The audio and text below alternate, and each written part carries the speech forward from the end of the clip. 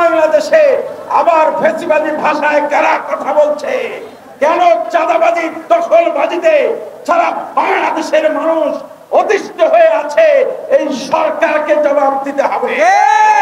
এই বাংলাদেশে ভারতীয় আধিপত্যবাদ এবং ফ্যাসিবাদী দুঃশাসনের জগদ্দল পাথর যখন গণমানুষের উপরে চেপে বসেছিল, 15 বছরের দীর্ঘ সংগ্রামেও সর্বদলীয় ঐক্য কিংবা বাংলাদেশের বড় বড় বিভিন্ন দল যখন এই ফ্যাসিবাদকে পতন ঘটাতে পারেনি, এই জুলাই মাসে ছাত্র জনতা কোটা বিরোধী আন্দোলনের মাধ্যমে পতনের সূচনা হয়েছিল।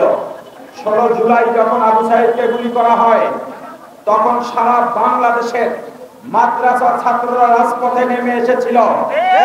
আমার ভাইদের উপরে গুলি, আমার বোনদের আত্মচিৎকার তাদের হৃদয়কে নাড়া দিয়েছিল।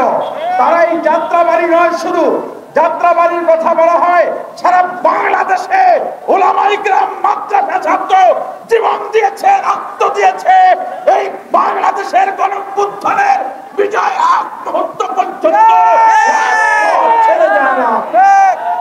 প্রিয় ভাই আমার, যেই রক্তক্ষয়ী সংগ্রামের মাধ্যমে, যেই গণবিস্ফোরণের মাধ্যমে এই বাংলাদেশকে নতুন ভাবে স্বাধীন করা হলো, ভারতীয় আধিপত্য এবং দুঃশাসন মুক্ত ফ্যাসিবাদ মুক্ত বাংলা গড়ার প্রত্যয়ে জীবন দিয়ে বাংলার রাজপথকে রক্তাক্ত করার মাধ্যমে যেই স্বাধীনতা অর্জন করেছি, দুঃখজনক হলেও সত্য, স্বাধীনতা অর্জনের পরে আজকে 1 বছরের ভিতরে শতাধিক খুন কেন হলো? এই বাংলাদেশে, নতুন বাংলাদেশে আবার ফ্যাসিবাদী ভাষায় কারা কথা বলছে?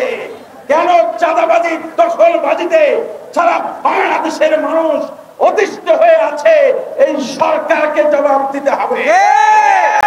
আমি মনে করি এই সরকার, আমরা যেই আশা, যেই প্রত্যাশা নিয়ে, যেই স্বপ্ন নিয়ে, যেই বিপ্লবের স্বপ্ন নিয়ে এই সরকারকে আমরা নির্বাচিত করেছিলাম, এই সরকার আমাদের আশা, আমাদের প্রত্যাশা, আমাদের স্বপ্ন পূরণে সম্পূর্ণরূপে ব্যর্থ হয়েছে। যার ফলশ্রুতিতে গোপালগঞ্জে গতকাল জুলাই সহ যোদ্ধাদের নিরাপত্তা দিতে ব্যর্থতার প্রমাণ দিয়েছে। আমরা শুধু রাষ্ট্রীয় সংস্কার নয়, সামনে বাংলাদেশের বহুল প্রত্যাশিত নির্বাচন, এই সরকারের উপর আমরা আস্থা রাখি না। সুষ্ঠু নির্বাচন এই সরকার দিতে পারবে না। অতএব এই সরকারের সংস্কারের প্রয়োজন রয়েছে।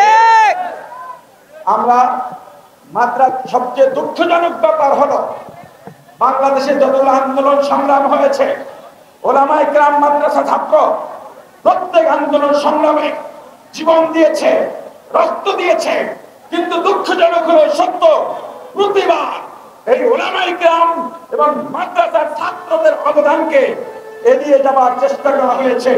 জুলাই সনদ শুধু ঘোষণা নয়, জুলাই সনদ সংবিধান অন্তর্ভুক্ত করে মোটা দাগে ওলামায়ে কেরাম মাদ্রাসার ছাত্রদের অবদানকেও স্বীকার করতে হবে।